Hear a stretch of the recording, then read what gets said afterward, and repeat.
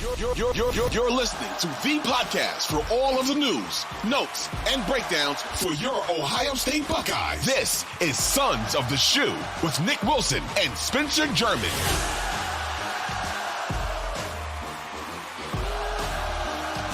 The Sons of the Shoe rides again. Nick Wilson, Spencer German with you. Hey there, hi there, ho there.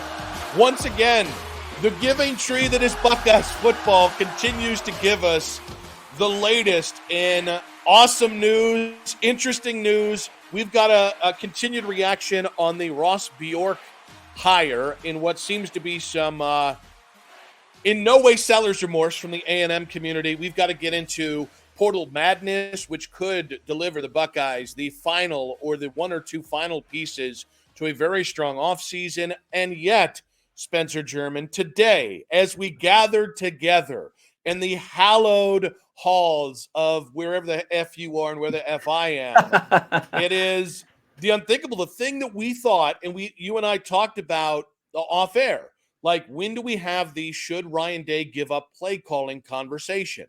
And a lot of our reticence to already have this podcast in hand, this version of this conversation was, well, let's see what he does on his coaching staff. And it kind of was a slow trickle, right? You got the safeties coach move. Then you got the special teams coach move. Then there was the Corey Dennis move. And then last night, and I remember texting you, I was like, hey, there's some scuttlebutt out there that the new OC could be announced tomorrow morning. And I was like, I was in this crisis of, when do we tape the podcast? Because I want to make sure we get this news in, and the football gods were kind to us again. Last night it came out, Bill O'Brien, former Penn State head coach, former, Houston Texans head coach, Bama OC, New England Patriots OC, is the next OC of the Ohio State Buckeyes. Yeah, I guess I'll start by saying we have been – I mean, I don't know. Like, maybe Michigan needs to win a national championship more often so that we get all this. We get Ohio State just going all in, balls to the wall. Let's get this thing figured out. Because we have been given like a gold mine of news since Ohio State season has ended, but also in the last week, since obviously week plus now, that Michigan's won a national championship because they understand the assignment, right? Like, Ryan Day knows he has to beat that team next year, and he's got to be competing for national championships.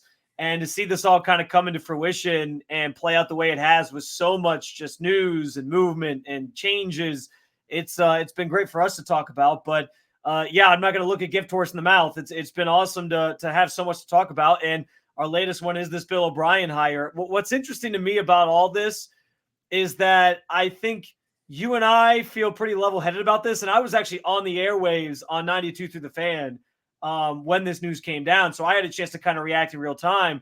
And I go to break, and my board up at the time, I'll give Jax a shout out. Jax was my board up. He was like, Spencer, you might be the only person who seems like even remotely happy about this. Like, on social media, people are just replying to Pete Thamel's tweet about this hire, saying the guy sucks. There was the tweet about that I saw some people sharing that he never won a national championship with Nick Saban, and in a couple of years he's been with him.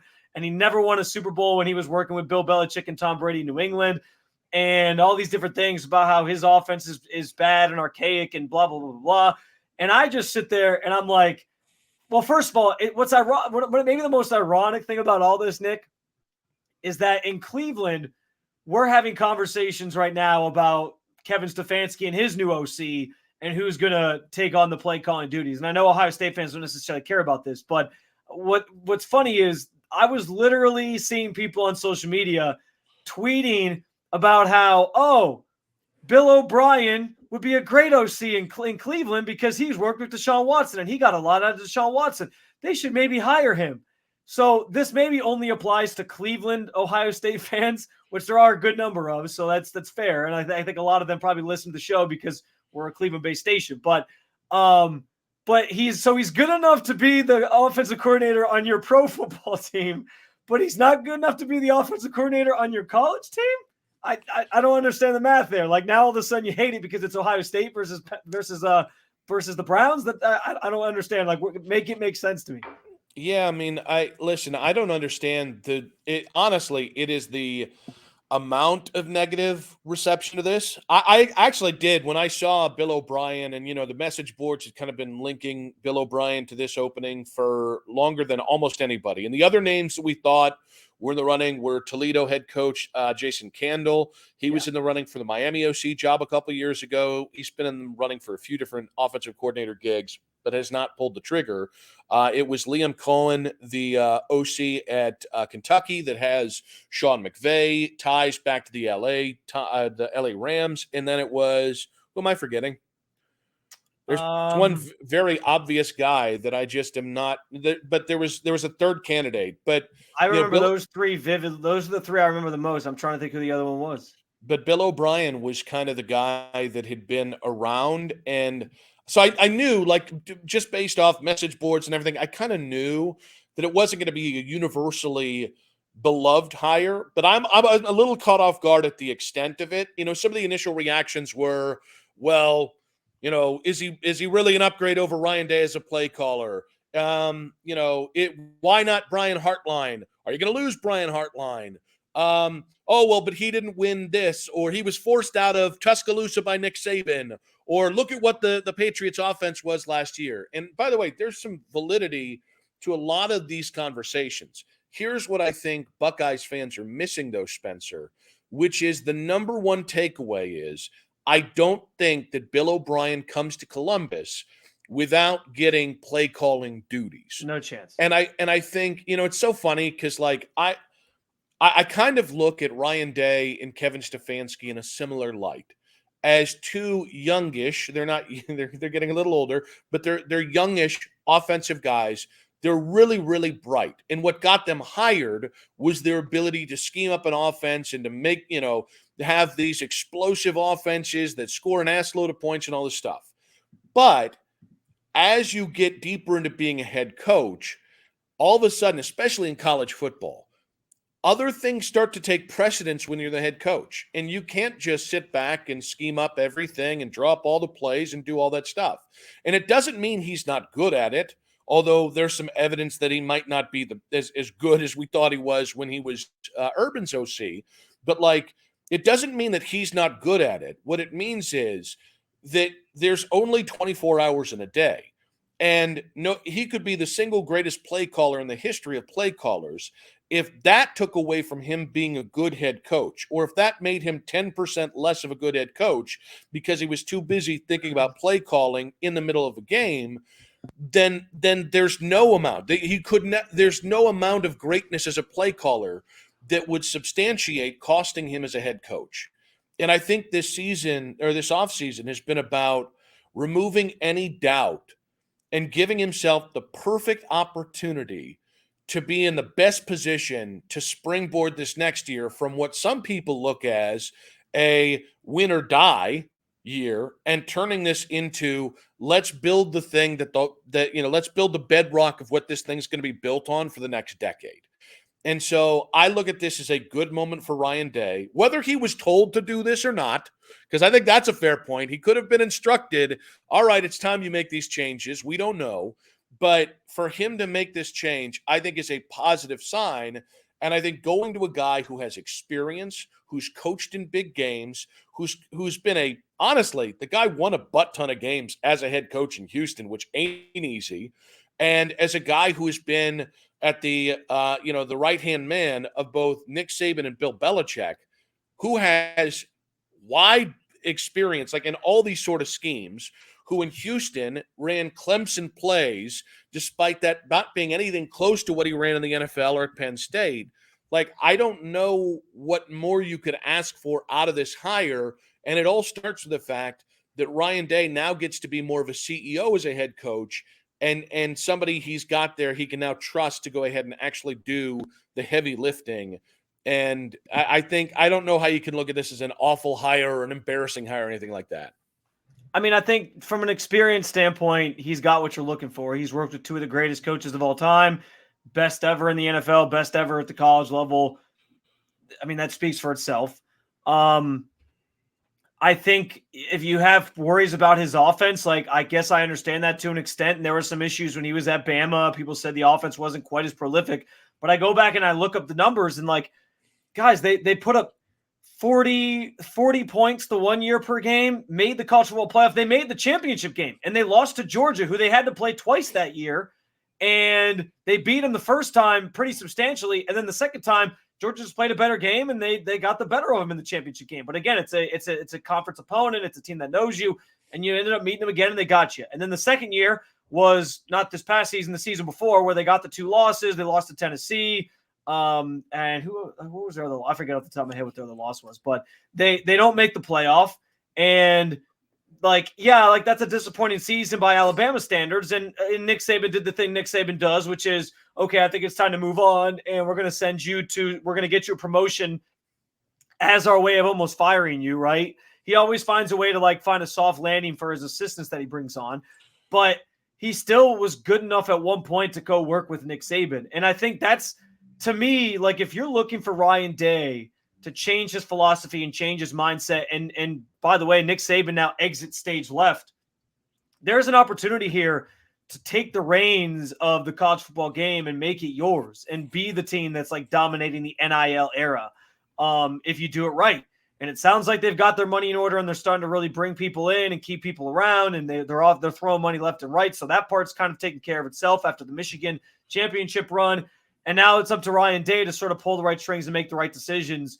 And to me, like this feels like a Nick Saban decision, not just because he worked for Nick Saban, but I'm envisioning this as being like, okay, Bill O'Brien's probably here for a couple years. Maybe he gets promoted and gets an NFL job or something else and finds himself back there, or he gets a head coaching job at some point. Who knows? But it opens the door for you to then find a new OC later. And the big thing for me, which you bring up, is that he's finally conceded, like, I'm okay giving this thing up. I'm okay giving up the play calling for the betterment of the team and making sure that I'm focusing on the right things so that we can win football games and we can be a national championship contender. It doesn't mean he doesn't have any say in the offense. I'm sure he's still going to collaborate on things and have some things to say and some things to contribute. But I like, and maybe now he can focus more on those 4th down decisions and he's being more aggressive. I don't know what this frees him up to do wholly. But I think, like, I guess I understand some of the complaints and gripes about Bill O'Brien. If you want to point out that he's ringless or whatever, fine. But I think at face value, I don't have an issue with this. And it feels like the type of move that is positioning yourself to have the right people in power to call the shots and move this team in the right direction. Like a lot of the stuff that we've seen play out since the offseason began has been as well. Ryan Day was ringless when he was hired as the head coach. Tom Herman was ringless when he came over from Iowa State with Urban. Jim Tressel had not won a major championship as a D1 head coach. I know he'd won a Youngstown State, but like, I just think there's this obsession with gold now. And honestly, he was the offensive coordinator for one season. And what was going to happen if they brought Jason Candle? Yeah. Well, I mean, honestly, Liam Cohen. Okay. Joe Brady was the other name, by the way, which would have been a sexy name.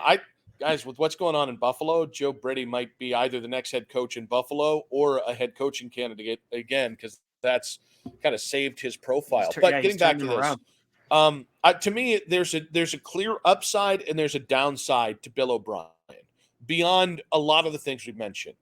The upside is he's an outsider. And I think coaches are so comfortable in the what I know that it can be tough. You almost get into a rut, right? And especially in college football, where college football towns are fiefdoms, where you're very, very rarely challenged the way you are by the media in like an NFL market.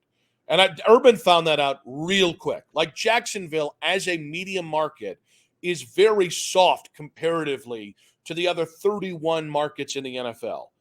But what it does have is it's a bigger pipeline to the national consciousness than maybe the little ebbs and flows that happen on a daily basis in like a college town. And so what I mean to say is it's really easy to get into the groupthink.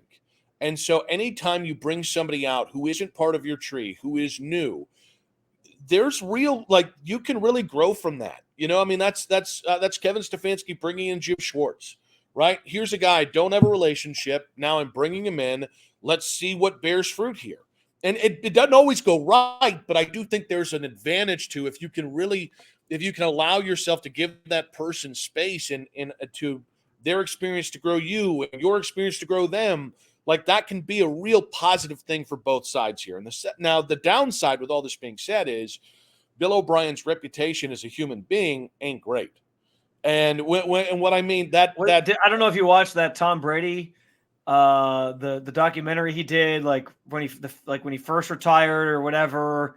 That it was like they did like 7 episodes based on all I guess they did 10 episodes based on all his trips to the Super Bowl. Mm-hmm. And they had, what was the nickname? Bill O'Brien had a nickname. I think it was like something like pot, like a pot, because it would explode. Because they just said he like runs hot all the time and he's like always in people's faces and he's like very combative. So yeah, I think you're onto something there with like how he fits with that dynamic. But we've also seen him. I would imagine if he's had success at the college level and the NFL level, I think he probably knows how to sort of settle into either of those worlds to make it work and connect with the players at each level respectively. No, well, I would imagine he has to have some sort of consciousness of what's going on around him where he can kind of dial that back or not when based on where he's coaching. And I just I said complications as a person.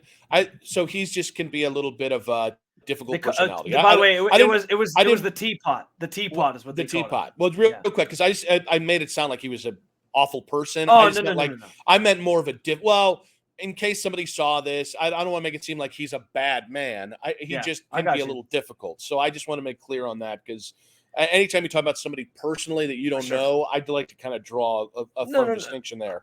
And the other part of this is the Hartline thing. And I'll be honest with you. One, Brian could have been a head coach yesterday if he wanted to be. And so people worrying that this could lose you Brian Hartline, I think there's always that risk when you bring somebody new into the staff. I mean, if Hartline and O'Brien don't get along, you never know. I mean, Vrabel and Urban didn't get along. And that is why Mike Vrabel went to the NFL back in 2013, 2 years before he won the national title with Urban. Now, what I would say is I think that I would be pretty surprised with Brian, who does not have a lot of play calling experience, if Ryan didn't already have a conversation hey, you're still my guy. You're still the future of this program. I'm going to bring somebody in, and I want you to kind of, get firsthand experience with him. And at some point in a later date, you'll be that guy. I'd be really shocked if there wasn't 3 or 4 conversations leading up to this. You took the words right out of my mouth, because this is where I want to go next to 100%. I saw people freaking out, outraged. Oh, how could you do this to Brian Hartline? He's supposed to be the next guy. And I think we've been pretty level-headed on the show about Hartline and his future. And there's a chance that he is the future of this program, maybe as a head coach, maybe in that next phase of that is probably offensive coordinator. But if you are naive enough to think that Ryan Day just went to bed and woke up yesterday and decided, you know what, I'm just going to hire Bill O'Brien on a whim. I'm not going to tell a soul. I'm just going to call him up and say, hey, you want to come be our offensive coordinator? And then I'll smooth things over later. This has been going on. And then when Hartline when Hartline found out about it, Ryan Day mushed him. He pushed his hand to his face and Heisman'd him. Get out of here, former OC. Shut up, nerd. OC by name only. We don't care about what you have to say. No. You only played in the NFL for 10 years, you dick. If you don't think there was conversations had in that building about, hey, this is what we want to do.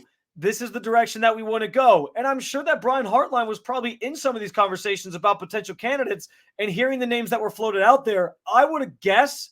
And if I'm wrong, I'll own it one day. If we hear in a day from now that Brian Hartline's pissed and he's looking for a new school to go to and all these receivers he's going to bring with him or whatever, then fine. We'll have to own that. But I would be stunned, absolutely floored, if they didn't have some type of conversation where Brian Hartline was looped in with the understanding, like you alluded to, that, hey, we want you here. We want you to be the future of this program. Let's bring in a guy like Bill O'Brien, who's got veteran play calling experience. You can pick his brain. You can learn the way he ticks, what has worked for him.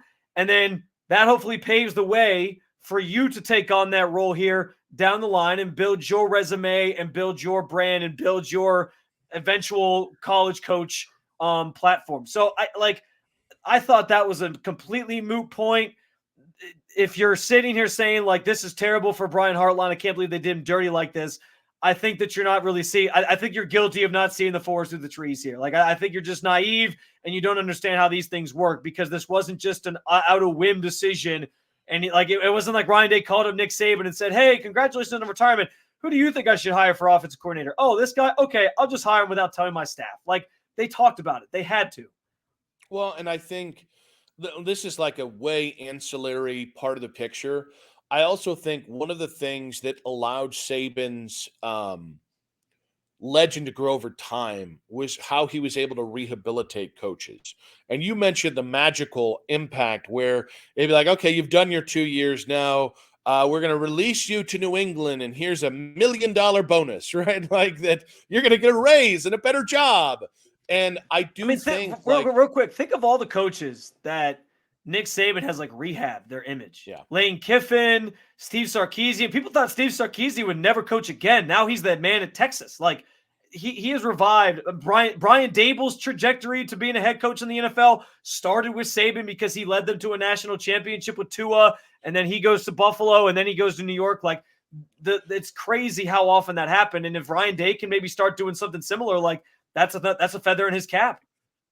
Well, and here's the thing. Another guy that is Brian Dable, the Giants head coach, Maryland's head coach. Did you not hear what did I break up? Oh, did you say Brian Dable? I said Brian Dable God. Too. Did it not? I had a Dustin Fox moment. No, that was on me. Okay. I thought you didn't hear me. But no, I mean, so my point is, like, I do think, speaking of forgetting shit, I do think like it's almost incalculable how many coaches that Saban rehabilitated. Yeah. And I think if you're Ryan Day, like, you don't really have a coaching tree yet. You're what, 4 years into this? Jim Knowles did interview for the Duke job, and there was some scuttlebutt that he might get that. I think as you start to kind of, try and plant some things over the next couple of years, I do think having kind of this souped up coaching staff, which over time you're going to start to lose. And guys, I think that's only going to help you develop coaches below them, and I just think you're to a point where you're 4 years in. And I know you had turnover with the defensive side of the ball, and you've had a little turnover here, a little turnover there, but this is really the time to say, all right, where are we good? Where do we need help? And I think what's interesting with Bill O'Brien is, where does this lead from here, right? What does it mean? Are there more changes? I would assume that Bill O'Brien's going to be the OC and quarterbacks coach. That's an assumption. But, Alabama's 2024 quarterback, the kid, Julian, I'm going to butcher his last name, Sayin. He's in the portal already. There's a rumor that he could be coming to Columbus because of that relationship. But it makes you wonder, like, are they going to have a conversation about Justin Fry, depending on how they feel about the offensive line? When you bring in a new offensive coordinator and somebody who's going to have this much control over one side of the ball, it does make you wonder if there are other changes that could be coming down, or whether this is the big change. And I don't have any knowledge, but I just think it's really interesting with them. They already replaced the safeties coach. They're already looking for a special teams coach. How much more changes does this lead to on the offensive side of the ball? Yeah, it's a good thought. And I just don't. I don't know. I can't sit here and act like this is end of the world stuff here from Ryan Day and this team, and add it to the list of things that they've completely screwed up and botched. And I also think too, I mean, I don't know, maybe we try to give Ryan Day too much credit on the show at times, but I do think on some level, as we sit back and evaluate everything that's transpired since the regular season ended and since the bowl season ended and they lost to Missouri. Like a couple weeks ago, people were still panicking because they had 11 guys in the transfer portal or whatever it was. Mm-hmm. And, what's going to happen? Is this the end of Ohio State? Are they losing their touch? And they've added a number of guys in the transfer portal with more potentially coming. Yep. They've beefed up the coaching staff. They have they have a top 2 to 3 recruiting class in the country since signing day. Like, everything has gone, other than Michigan going on to win the national championship, everything has gone relatively good for them to a point where we're having conversations like we had in the last episode about, is this a championship or bust season? So I at least can admire the fact that Ryan Day is not just being like, he's not, I'm sure he has an ego. Anybody who's made it to that level of coaching obviously does. But he's not just sticking in his ego in his mind of saying, I have all the answers, I'm going to do it my way. For him to be malleable and accept change and be willing to do some of these things and make some of these tough calls, I think speaks a lot to him understanding the message from fans, from boosters, from everybody. Like, he knows what has to happen. He knows that this team has to start winning. They have to start beating Michigan. They have to be in that national championship picture. And he's doing everything in his power to do that. So to me, at face value, like, that's maybe what the Bill O'Brien hire means even more so, is just another decision by Ryan Day that's pointing to, I'm all in on this. I get what you're telling me, and I'm trying to make sure that I deliver what you're looking for. So I actually think you're heading in a really fun direction, and I actually want to continue with it because I think there's a question we can get to big picture about what has transpired in Columbus. And I also think that's going to lead us into a conversation about what is to come in Columbus, or more likely, who is to come in Columbus. That's next. But first, a quick word from our sponsors.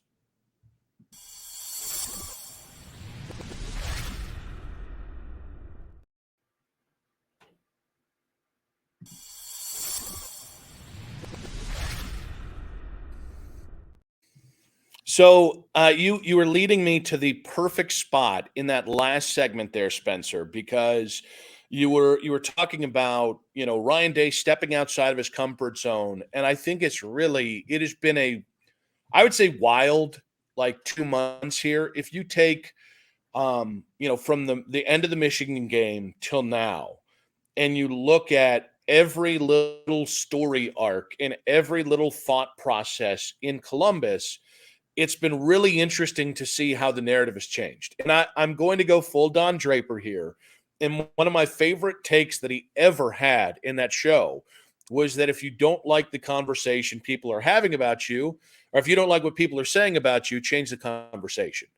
And I think the narratives in Columbus, and I think the narratives around the program now, are about rebuilding, reuniting, like, where 2 months ago it was that, Rome is falling and fire Ryan Day and fire this guy and fire that guy and what are we doing, and the Cotton Bowl. Oh, the Cotton Bowl. Who gives a shit about a fucking bowl game, by the way? But like the idea that, and no, there are people out there who, and we see it in the comments, which, by the way, we love the comments. Please continue to add them. At Nick Wilson says, at Spencito. We went from like devil on the shoulder, Nick, to angel on the shoulder, Nick, real quick. And also, please, right there on the YouTube channel as well, give them to us. But no, like, everybody thinks like that's a thing. No, it's not. It's a bowl game. It doesn't matter. But like, then, like, people were pissed about, you didn't practice enough during the bowl game, all this, all that, only for in January. I mean, this whole month has been, all right, we're bringing back Sawyer. We're bringing back Tui Moloau. We're bringing back Emeka Ibuka. We're bringing back Travion. We got Quinshon Judkins. We got Will Howard. Now we're talking about the kids from Alabama and rating that program. And, Bill O'Brien's here now. And we finally made the coaching staff changes.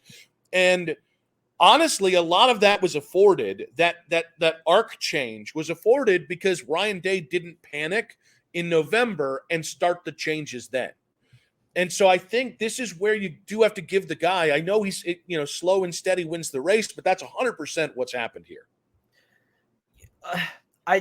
There's always going to be the people who view everything through a negative, like negative glasses. Like, there's always going to be the fans who just think Ryan Day, no matter what he does, instead of everything he touches turns to gold, everything he touches turns to shit. Like, it's why you're seeing some of the reaction to Bill O'Brien.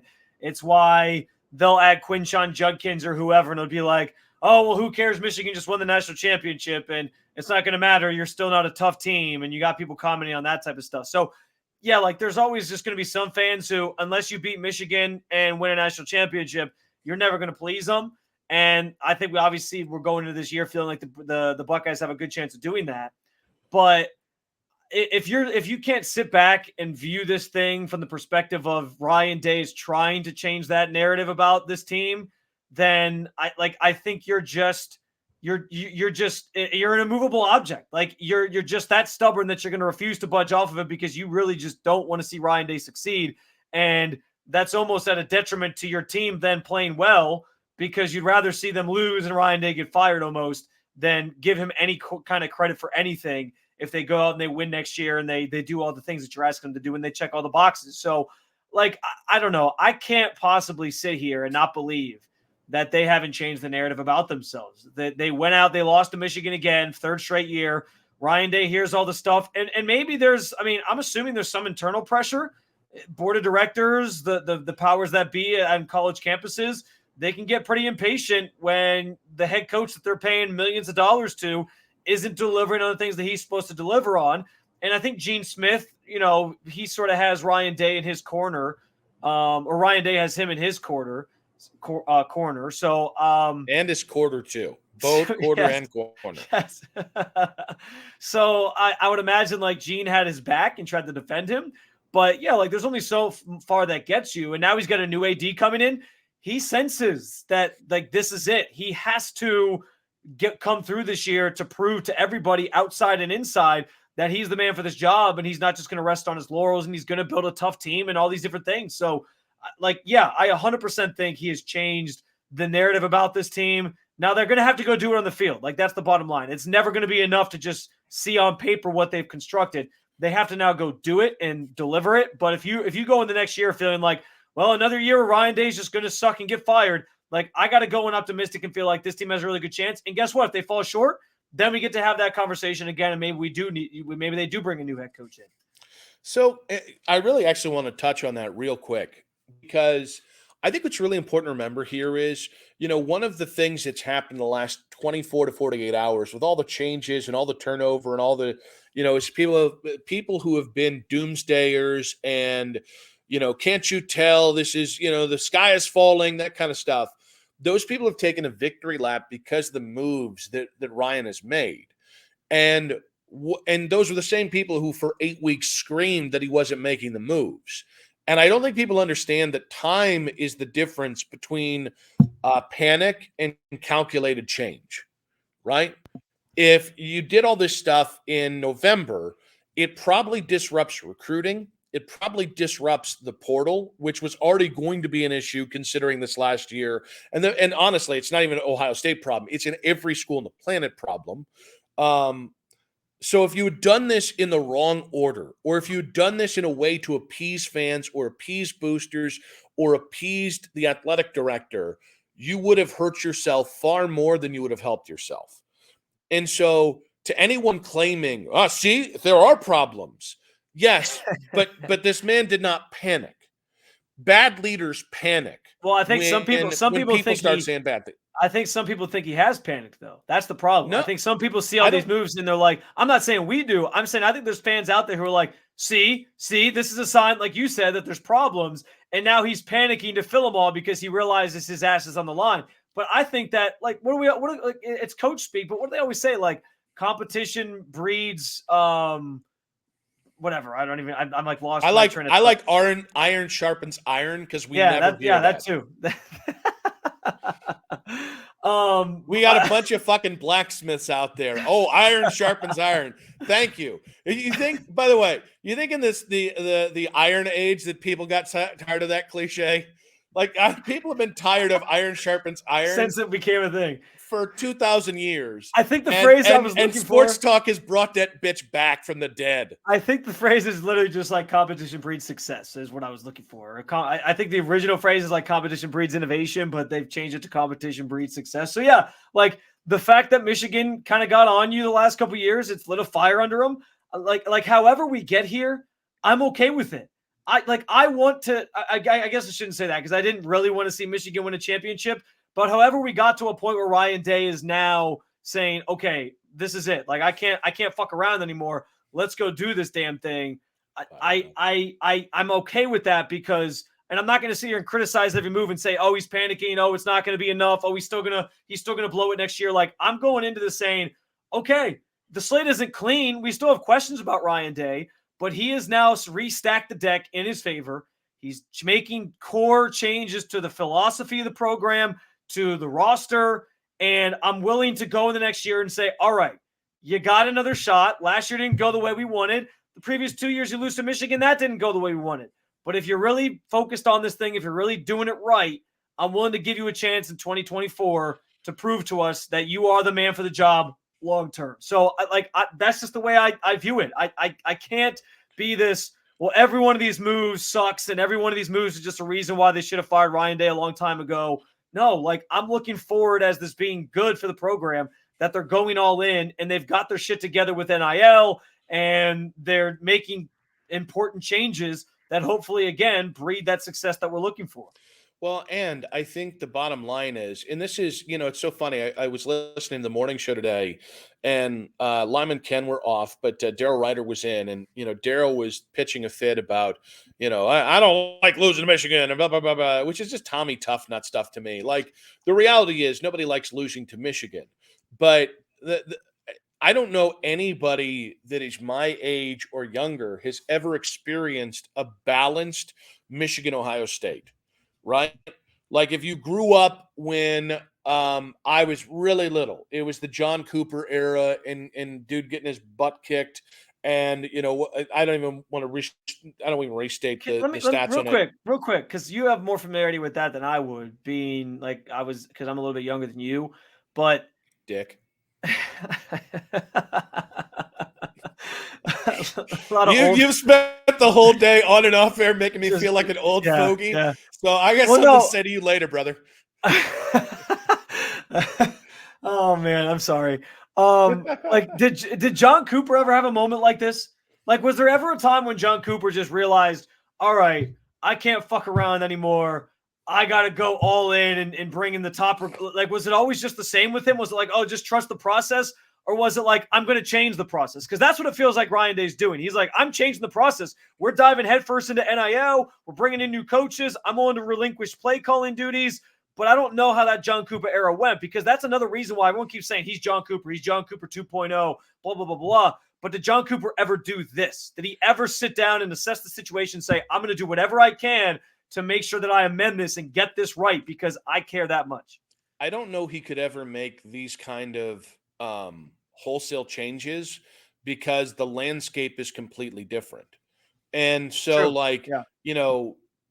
he did, by the way, he had to make changes several different points, because what people forget is people remember the Ryan Day era of Terry Glenn and Orlando Pace and Bobby Hoying and Ricky Dudley, where they were winning a lot of games. It's just they wouldn't beat Michigan, right? But what I think people tend to forget is those first 5 years of Ohio State John Cooper were you're talking about failing to win double-digit games. You're talking about, there were a couple clunker seasons in there where I don't even remember if they were bowl eligible. So Ryan doesn't have that. He's never had that. Well, that's why the John Cooper stuff has always been incredibly far-fetched. But I just think it's interesting. Like, yes, the answer is yes. He did have things he had to change over a decade plus in Columbus. But I think what's interesting is the pressure was always the same. The real failure with John was he just never adapted to the Michigan rivalry. And he actually was, if you look at what he did the last 5 or 6 years, he actually was a really good head coach. And it's a shame, how his name has become slander in football lore because of not winning against Michigan.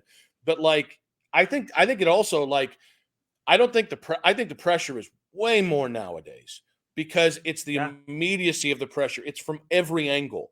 I think, I think NIL has emboldened a lot of bad faith actors around institutions. So now the pressure's more significant. You've got more bad faith actors, a lot of guys who want to be the face of NIL collectives.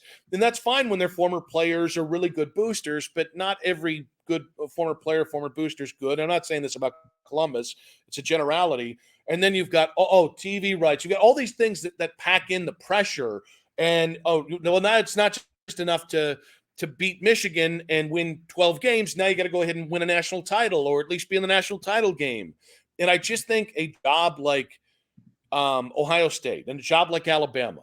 It's never been better to have that job at its zenith, and it has never been tougher to have that job at anything that isn't near zenith. Like people saying that this is the dark age of Ohio State football, quite frankly, age. Come on. don't know their head from their ass. And because the reality is, I've never known an equal Ohio State rivalry. The first 10 years of my existence, 11 years of my existence, it was a one-sided ass beating. And it was more often than not, you had a really good team, but you couldn't beat Michigan. And then along comes Jim Tressel and then Urban, and it was 20 years of dominating them. And now it's swung back the other way. What I really hope is, now we can get to the point where, all right, I think this year you're going to strike back. And then let's see what Michigan does to double back the next year. Like, let's get to a point where every other year we're trading off, because I think that's only going to strengthen the rivalry. And I think, Jim Harbaugh, 3 years ago, maybe the best thing that happened to that dude is they tried to neuter him on the spot by taking away his money, by trimming his the pool for his assistants and mandating changes. And it got Jim Harbaugh out of this mentality of, well, I'm a Michigan man, they're going to support me. And that was a wake-up call. I can't imagine how that had to have hurt. Like 4 years later, I thought it was the most classless thing Michigan has ever done was go to him and say, well, you can be the head coach, but you better take a pay cut. And if you don't take a pay cut, you're not going to be the head coach. To one of their own, to kin, to family, They did that. And so if you look at how he responded, the elevation of Sharon Moore, right? Josh Gaddis moving out.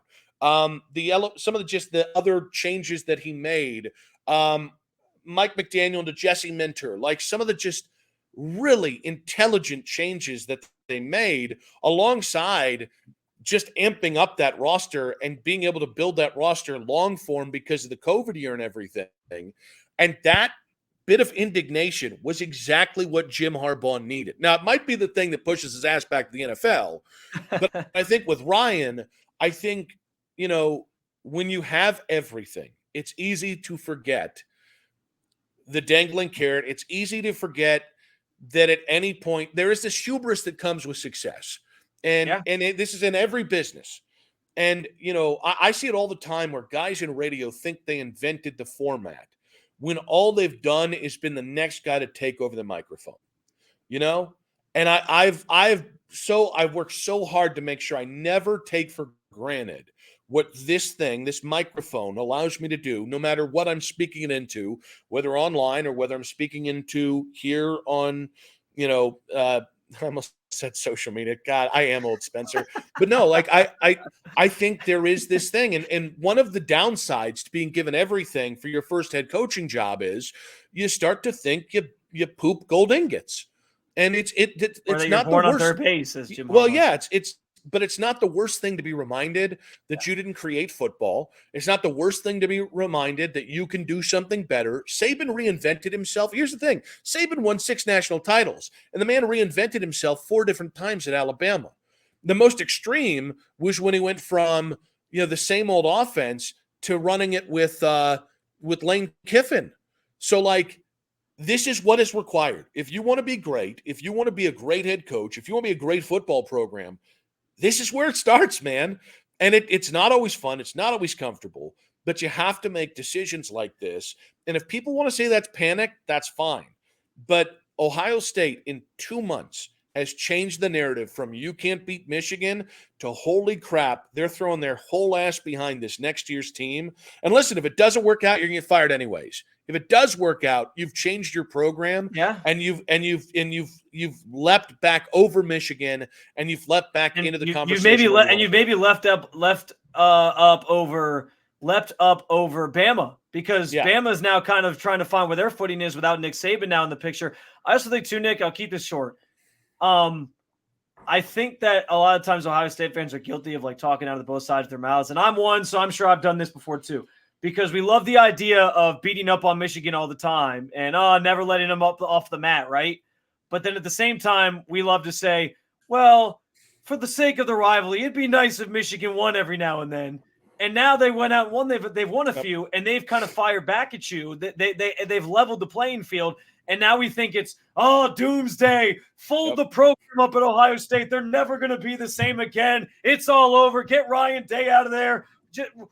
Just concede to Michigan for the rest of time. Like, guys, we've been wanting this. We've been wanting Michigan in some way to make it more competitive again, to make it fun.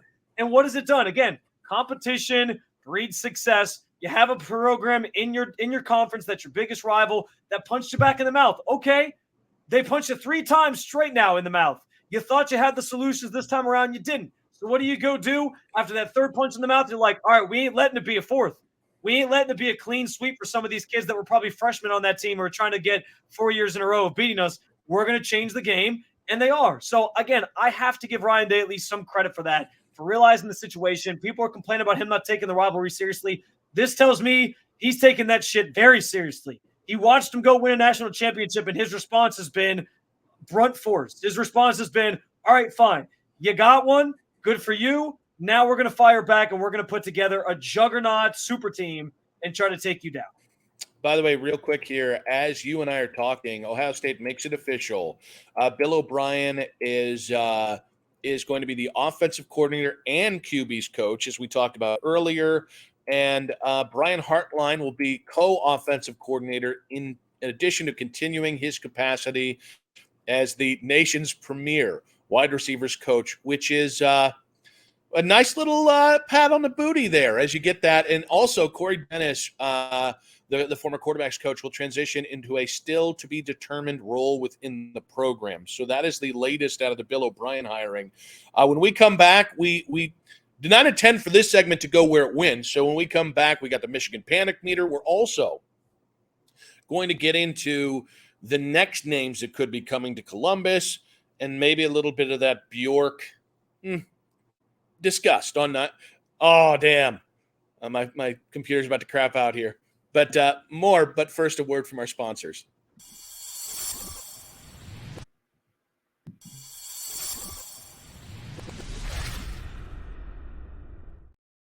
Hey guys, it's Nick and Spencer. We're back here. Of course, this is my ghost phone. Change of scenery, yeah. Change of scenery. I'm actually now broadcasting live from heaven. One cheeseburgers finally did the trick here. As you can see, this is my corporeal form. My celestial form is down back in Earth, but I still really just enjoy talking about Ohio State football. And I'm going to really spook out Dustin later. Do you have any insight into from heaven? Does Ohio State win a national championship next year? I mean, listen, I don't want to be breaking a lot of rules, but yes. Here's a better question. Do I take over your slot on Afternoon Drive now that you're gone? Rest in peace, Nick. But dog, it took 2 questions. It took 2 questions to go from, is Ohio State going to win, to, can I have your old job? I have a family, Spencer. All right? I have 3 beautiful daughters and a beautiful wife. What's next? Hey, can I move into your house? And is Vanessa into plural marriage? Because, I already got a kid and a wife, but we can kind of do a whole, a big love kind of thing. Like, let the body cool, brother. We haven't even hit Levinity, and you're out here. All I'm saying is, through my pockets. Keep it in mind. I know you have some wonderful children of your own, but if you can write Spencer German takes over Afternoon Drive in your will, I would greatly appreciate it. Make sure that Andy sees it, and we're all good. We've got a great bond. We're good friends. We do this podcast together. So every day you'd say this show today is in memoriam of Nick Wilson? That can be part of the deal. If you put that in your will, it will be in memoriam of my good friend Nick Wilson. You know what? Now I'm going back to my body. Now I'm not dying. Out of spite, I am now staying alive for the rest of my life. But Ohio State still wins the national championship, right? Not now. Not now because of this bullshit. If I was in heaven, I would have been able to make it work, but not now. No, I'm still very much alive as far as I know. But to go ahead and get into still very much the host of Afternoon Drive. And still very much a first-class pain in the butt. But we do get to our Michigan Panic Meter. Mine has not changed. I am still in the lightest of gray. That's actually my only regret, is I can't get less gray than here. Like we are off the charts. More gray. Technically. That's the one. That's what I meant. Yes. I'm just beyond any sort of panic. Granted, it's because you don't play him for another 11 months or so, 10 months or so. But no, I mean, I really like where Ohio State's going. And I think it's interesting. Now, the other shoe to fall will be what additional players you can add and what really happens at Michigan with Harbaugh. Obviously, the assumption would be Sharon Moore takes over for him. But what happens if he goes to the NFL? How does that impact the portal? All that kind of stuff. But I'm very excited about where this thing is. I'm very excited too. I'm going to stay in the light gray, and I'll tell you, Nick, the thing I've decided that the thing that will make me move my meter into full gray, it moved, would be seeing and hearing about the reports of what Will Howard looks like in spring ball. I want to, because again, I believe that he's going to be better than Kyle McCord. We've talked about it already, but to sort of see it all come together, see him actually throw the football to guys on this team and start getting implemented into the offense. We know that stuff also matters. Fit matters, all those different things. Now you got Bill O'Brien. How will he fit into the schemes that he wants to run and the structure that he operates the offense in? So those are all things I'm kind of waiting to see on. Once I get maybe, or hopefully, fingers crossed, good reports on that, or if, whatever, then I'll be able to, I think, sort of join you in the dark gray, in the deep end of the pool, if you will. And I'll probably stay there for the majority of the offseason leading up to first kickoff of week number 1 of next year. So I'm waiting to kind of see a few things as spring ball opens up. But other than that, I'm not panicked. I like the way things are going. The other thing that could sway it too, and this is what we're about to talk about, is if a couple of these other big name recruits that are out there on the market potentially come to Ohio State. So I will say nothing, we are one of the shows that we really pay attention to our comments on the 92.3 The Fan YouTube channel and, on social media as well. At Nick Wilson says, at Spencito_. And nothing makes me laugh harder that Michigan fans don't get the bit that the Michigan panic meter is not Michigan panicking for you, but our own level of concern about beating Michigan. Because every time we post a video of our final segment, which every time is the Michigan panic meter, Michigan fans are like, we ain't panicking. We just want a title. And it's like, you are wildly defensive for a school. It's just like, and like, here's the thing, guys, keep bleep posting us as many comments as you can. We love it. We love to see the smack talk. And if you see, I will actually just be like, yeah, enjoy that dub. Like, I'm not going to talk smack because the reality is, like, you've earned the right to talk smack. But the defensiveness of, we're not panicking. I don't know why you say we're panicking. We just won a championship. We don't have anything to panic about. I'm like, your defensiveness says you are panicking. The number of signs that tell you that it's not about Michigan, like how in your head and in your feelings are you that you think everything's about you? Like it's not all about you. Like, the color scheme of the meter is literally scarlet and gray. So clearly we're talking about Ohio State and the level of panic that they should have about Michigan at this point. And you know what? You're not panicked because you just won a national title. Well, guess what? Nick and I aren't feeling very panicked either because Ohio State's ready to punch it back in the mouth next year. We'll see. Well, and fair is fair.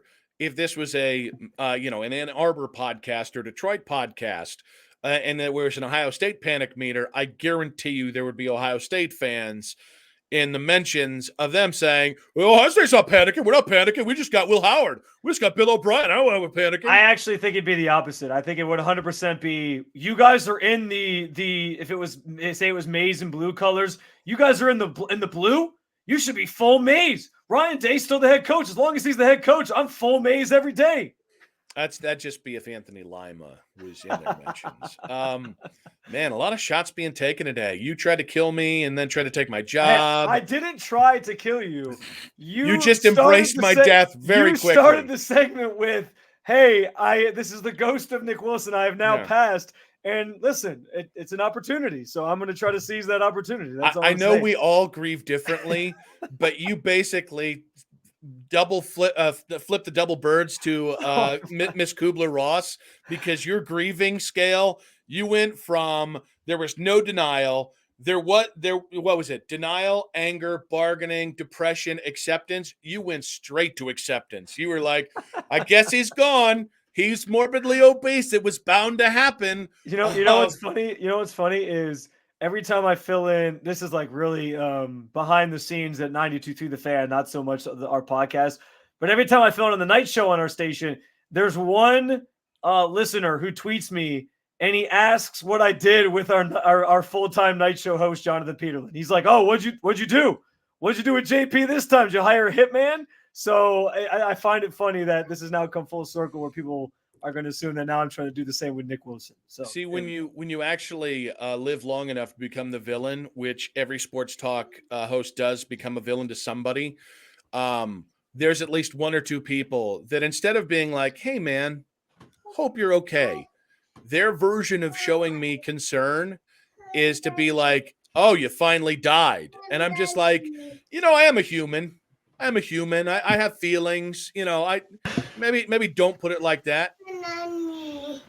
We got a little man sighting. Hell yeah. Somebody's trying to take your job. Not so goddamn funny now, is it? He is trying to take my job. That's right. Yeah. My, how the turntables have turned. Yeah, this is. Go see Mama. It's okay. Oh, man. He definitely wants my job. It's fine. Yeah, hey. One day. We're stealing money. I don't know. If he can make coherent sentences with you about Ohio State football and Ryan Day, then I'd let him do it. But right now, it would just be a bunch of mumbling, and you'd be like, "Yeah, that's a really good point." And if you want to follow Sons of the Shoe, you can find it. You basically just described me working with Dustin for 5 hours a day. Okay. This show's off the rails. Tiger keeps getting out of the cage here. Too many shots fired. I was thinking about the Alabama portal, and it does feel like it is just open season on Alabama kids right now. Caleb Downs looked like he could be going to Georgia, but Ohio State is still in the mix there. And the big kind of spicy piece of tuna out there, he's about 6'7", 330 pounds, is Kadyn Proctor, the left tackle for Alabama, who I think was the number one tackle in last year's class, came in as a freshman, was the starting left tackle. As it kind of sets up here. Now, apparently Iowa really wants in them pants as well.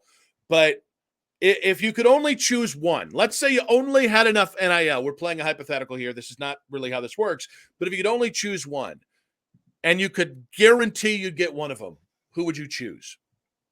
If I can only pick one, I'm probably taking I'm probably taking Proctor, Kadyn Proctor. I think – listen, the idea of Caleb Downs is great, and I know Ohio State was linked to him when he was coming out of high school anyway.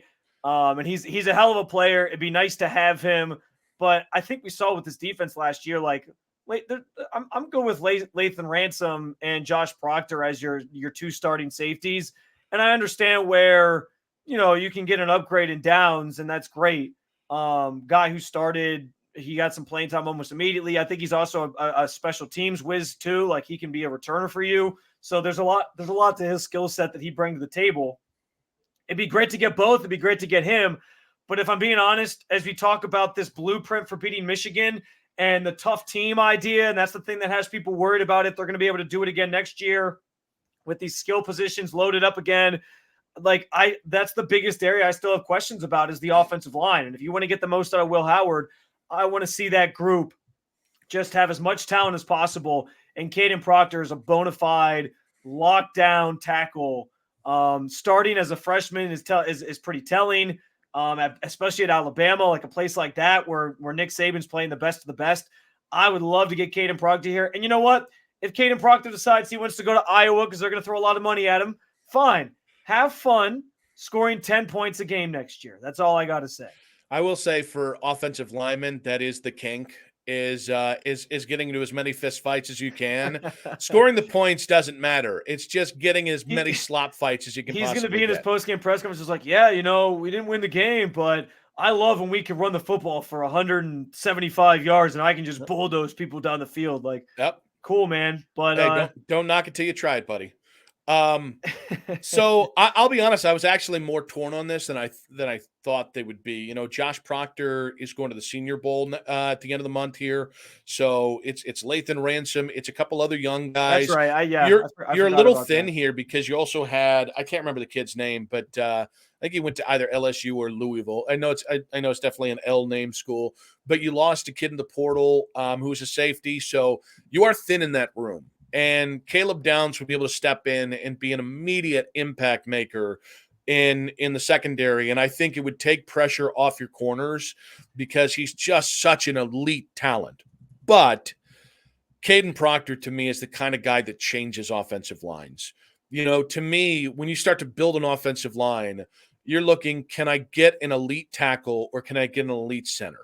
Right? Can I find an elite piece to build around? And usually, like I think the Cleveland Browns are doing a great job at building around the interior of the offensive line and then putting up with I think that allows you to have a little weaker edges, right? This year, Posick, Teller, and Batonio were just so freaking good. It really helped you figure out the tackle spot where you're on your fourth and fifth tackles, and at some point, six tackles. But in this case, Kadyn Proctor would be the best offensive lineman you've had in a decade. I mean, and think about it. I mean, they've had some really good, so I don't want to besmirch everybody, but I was trying to think of like who would be who's like definitively an absolutely better offensive lineman. And the reality is, a lot of those teams under Urban were kind of developing guys. And yeah, you still got some really good recruits, but like how many top 10 picks did you have that went on to be left tackles in the NFL? And this Kadyn Proctor is like, play for the next 2 years, stay healthy, and you will be a top 5, top 10 pick in 2 years. And I think that's the kind of guy that you build an offensive line around. I think it allows you to move Simmons to the other side of the line where he might be a little bit more comfortable. And, between your interior guys, now all of a sudden, Jackson's back. I don't know if Hinsman still is alive. I don't know if he has been. I don't know if he's up here with me. He's been abducted by a van with people with hooded figures that Ohio State's version of Uncle T just lost his shit when he saw the podcast. But you got the kid from Alabama already, the McLaughlin. So like, I just think I don't know you could draw up a better finishing piece to an offseason where you kept your own and added more talent to it in the portal and in the recruiting class. I don't know you could have a better cherry on top of this Sunday than Kadyn Proctor. And it really is because it is your absolute need, and he is a game changer up front for you. Yeah, no, I think you're 100% right. And maybe, especially maybe some of the shuffling that you would do along the offensive line. And I just think, again, that's the one area still that I'm like, how is there any way to get better there? And that's, again, I talk about my Michigan panic meter shifting or moving. If they can bolster that group a little bit more, and if somebody like Kadyn Proctor actually came here, that would be the thing that I think sets me into being more in like the full-on gray, because I think that's the one area that we still haven't seen him fully addressed during this transfer portal time and the offseason and all this different stuff. So if that happens, I'd be through the roof. Yes, Caleb Downs would be incredible. I would love to have him too. I'd love to get both if possible. But if I have to pick one or the other, I'm 100% taking Kadyn Proctor. All right, guys. It's going to be an insane rest of the month here. Obviously, we've got the Senior Bowl coming up at the end of the month. Plenty of Buckeyes playing in that game. That begins the NFL draft process, which is, don't look now, but there are a lot of intriguing Buckeyes going into the draft. So we'll have that on the forefront. Obviously, Bill O'Brien could be just the first piece of kind of reworking this offensive side of the ball. They still need a special teams coach. We're on portal watch with Alabama players. So make sure to do yourself and us a favor by following the show wherever you get your podcast, Apple, Spotify, the free Odyssey app, and of course on 92.3 The Fans YouTube channel. Make sure to give us a follow. Also follow us on social media at Nick Wilson Says, at Spencito_.